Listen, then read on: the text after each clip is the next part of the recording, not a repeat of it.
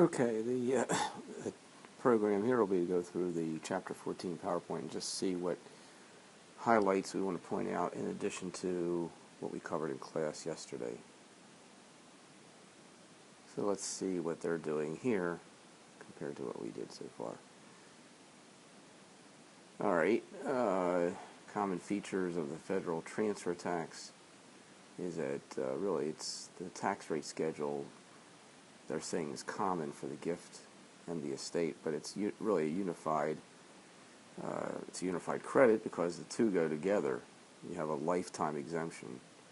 This is what we were talking about. The unified credit is really that lifetime amount, which in class 2 we took a minute to Google it, and in 2015 it's 5.43 million lifetime per person.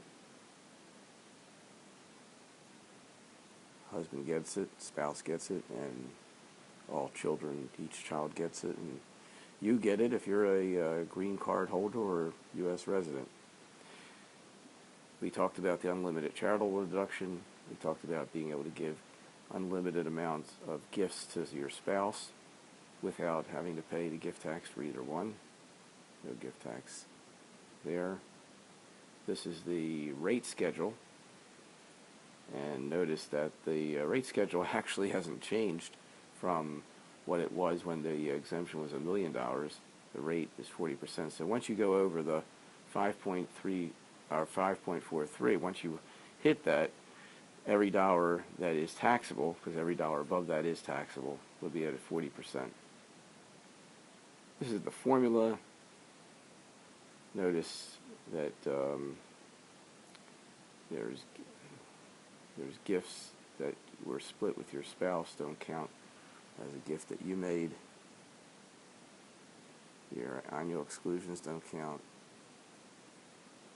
The marital deduction, meaning gifts to your spouse, don't count. Charitable doesn't count. It's really this gift tax formula you can take a look at to get a better idea of the theory of the taxation. I'm not sure that memorizing this is a good idea, but for all intents and purposes, whatever your estate is, whatever you own at the time of your death, you figure out how much of the 5.43 did you use in your lifetime. Whatever, if you didn't use any of it, then you have a 5.43 million exemption at death. If you used some of it, you have to subtract what you used during your lifetime, which in the second class we figured out the actual pronunciation of the word for lifetime gifts, and that is inter vivos, lifetime gifts, as opposed to gifts at death, which are called testamentary gifts.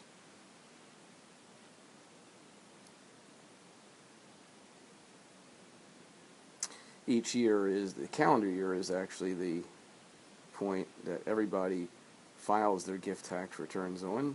If you had any amounts of gifts above the annual exclusion during the year, you'll have to file a gift tax return even if there's no tax owed, because those inter vivos gifts are not yet over your lifetime exemption. You still need to file a gift tax return. The transfers that are subject to gift tax are what are described here, and that is it has to be a completed gift. A good example of what that means for purposes of educating you to be better accountants someday is that let's take the mom. If mom puts money that she had into a joint account where it's mom and you,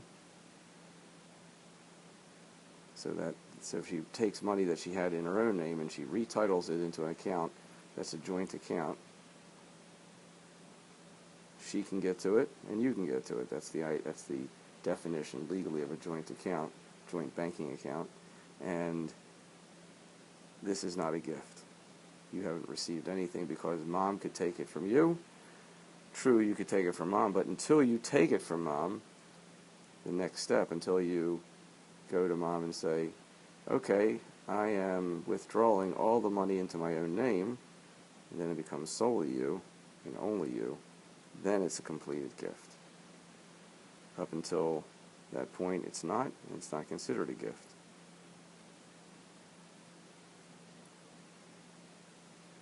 Valuation is a key. That's why being a certified business value or valuation expert is a great subspecialty of the CPA market, because businesses have to be valued at date of death. Now, the good news is, and we talked about this earlier in the semester, is that under Section 1014, at death, all assets pass to the beneficiaries at their fair market value. That's what we call the stepped-up basis. And that means any capital gain that was in the hands of the person to die goes away. We talked about that, so I don't need to go too much more over that.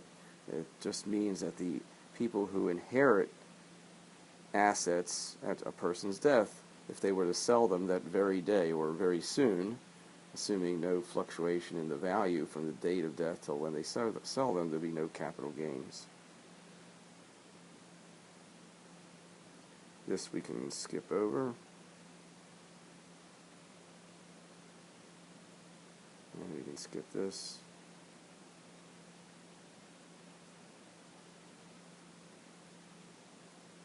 Okay, so we spoke of, this is a summarization of things we already have somewhat learned. An incomplete gift is not considered a gift subject to the gift tax. If it's revocable, if you can call it back, then it's not a completed gift. So if you have rights to get the money back, payments for support obligations or debts, meaning paying somebody back, is not a gift. Paying somebody child support is not a gift. Contributions to political parties are not, like charitable contributions not. And that we now add what we spoke about yesterday: medical and education expenses paid on behalf of anybody are not considered gifts. I know they say unrelated individual. I'm not sure what they mean by that. I guess they just mean not you. But any medical and educational expenses paid. And you have to pay them direct to the school or direct to the doctor or hospital, and it won't be considered a gift. It's not included in gifts made. Here's the annual exclusion we spoke about yesterday. It's $14,000. It still is $14,000. It speaks of present interest. I'm not going to get into that. It just means that the gift of the $14,000 to qualify for the annual exclusion has to be here and now. The person has to be able to touch it today. It doesn't have to be cash, by the way. The $14,000 doesn't have to be green cash. It could be the value of property as well. Anything of value up to a value of $14,000 is excluded. To help with the understanding of how the annual exclusion works, suppose we make a gift of $100,000 either in cash or value of property in 1 year to one person. When you go to do the gift tax return, you'll say, well, we have a $14,000 annual exclusion, so that doesn't count. Only $86,000 is considered the actual gift for the year. And again, if in this case the person has not used up their $5.43 million, then the $86,000 will subtract from that, and it will only leave them the difference as available to give away the rest of their life and at death.